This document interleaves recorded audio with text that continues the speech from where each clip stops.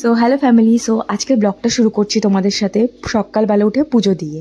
So আমি basically আমার daily routine থাকে সকালবেলা স্নান করে আগে পুজো দিয়ে তারপরেই সব কিছু কাজ করা। সো আজকের দিনটা ছিল তোমার 25শে জানুয়ারি, আমার দ্বিতীয়তম বিবাহবার্ষিকী। সেই উপলক্ষে আজকে আমি যাব বড় মায়ের কাছে, তারপরে রামপ্রসাদের ভিটে, তারপরে যাব আমি বজরংবলীজির মন্দিরে। সো তোমরা দেখতেই পাচ্ছ আমার পুজো দেওয়া হয়ে গেছে। দেন আমি রেডি হয়ে বেরিয়ে পড়েছি। আর আজকে ছোট্ট একটা প্রচেষ্টা করেছি যে গরিব গরিব লোকগুলো আছে তাদের মুখে একটু করে অন্ন তুলে দেওয়ার, যতটা সামর্থ্য আমার সেই হিসাবে। সো আমি মিষ্টির দোকানে আমি প্যাক করে নিচ্ছি কচুরি আর তরকারি। 30টা প্যাকেট করেছিলাম আজকে, আমার এখন যতটা সামর্থ্য সেই হিসাবেই করেছি।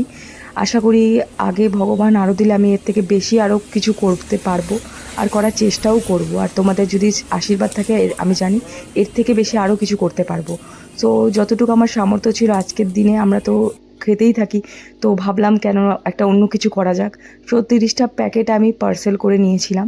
তারপরে আমি বড় মায়ের মন্দিরে আর তোমার রামপ্রসাদের ভিটের মন্দিরে গিয়ে আমি এগুলো সব গরিবদের হাতে তুলে দিয়েছিলাম, যাতে কিছু একটু আশীর্বাদ পাই, সেই উপলক্ষে এটা করা। তো আমি বড় মায়ের কাছে দিয়েছি, যেটা আমি ভিডিও করতে পারিনি, কারণ ওখানে মানে প্রচণ্ড পরিমাণে ভিড় ছিল, আমি লাইনে দাঁড়িয়েছিলাম। সো আমি বড় মায়ের কাছে চলে এসেছিলাম। তোমরা আজকে দেখতেই পাচ্ছ আজকের দিনটা ছিল শনিবার, তো মানে আর ছিল একাদশী, মানে বুঝতেই পারছো লাইনটা কত। স্বপ্নবৃদ্ধি পার্ক ছাড়িয়ে লাইন ছিল, ঠিক আছে। স্বপ্নবৃদ্ধি পার্ক ছাড়িয়ে মানে আমি 10:30টায় লাইন দিয়েছি, আমি 1:30টায় গিয়ে পুজো দিতে পেরেছি।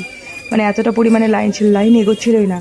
ইভেন শুধু রাস্তায় লাইন না, আর বড় মায়ের মন্দিরের ভেতরেও লাইন ছিল। তোমরা দেখলে পুরোটা বুঝতে পারবে।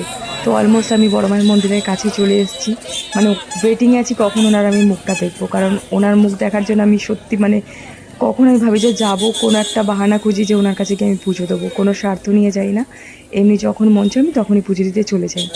সো তোমরা দেখতে পাচ্ছ এখানে নতুন সিস্টেম করেছে বড় মায়ের মন্দিরের, এখানে ভেতরটায় এরকম একটা লাইনের সিস্টেম করেছে, যার জন্য আরও বেশি দেরি হয়ে গেছিলো। তো দেখতেই পাচ্ছ ভেতরের লাইনটা মানে গোল গোল করে ঘুরে ঘুরে লাইনটা দিয়েছি আমরা, ঠিক আছে। আজকে ফোনটাও অ্যালাউ করেছিল, তার জন্য একটুখানি বড় মায়ের ভিডিও তোমাদের কাছে তুলে ধরতে পেরেছি। তোমরা দেখতে পাচ্ছ এখানে মানে সব ভক্তরা এসে লাইনে দাঁড়িয়ে রয়েছে। সো ওর মধ্যে আমিও একজন দাঁড়িয়ে রয়েছি অলরেডি। এবার দেখো আমি মন্দিরে পৌঁছে গেছি, ওখানে গিয়ে দাঁড়িয়ে রয়েছি, যে মানে চাইছিলাম যে আরও লাইন থাকুক, আমি যতটা ভিড় থাকুক এতক্ষণি করে মুখটা ভালো করে দর্শন করতে পারি।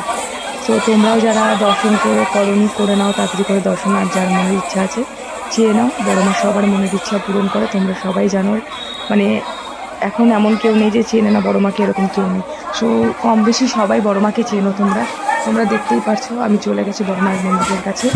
তো এবার আমি ওয়েটিংয়ে রয়েছি যে পুজোটা কখন দেব। তো দাঁড়িয়েছিলাম, দাঁড়িয়ে থাকতে থাকতে দেখতেই পাচ্ছ ভিড়টা তোমরা দেখতে পাচ্ছ কীরকম। তো দেখো বড় মায়ের কাছে পুজো দিয়ে আমি বেরিয়ে যাব। তারপরে নেক্সট রামপ্রসাদের ভিটে চলে এসেছি আমি।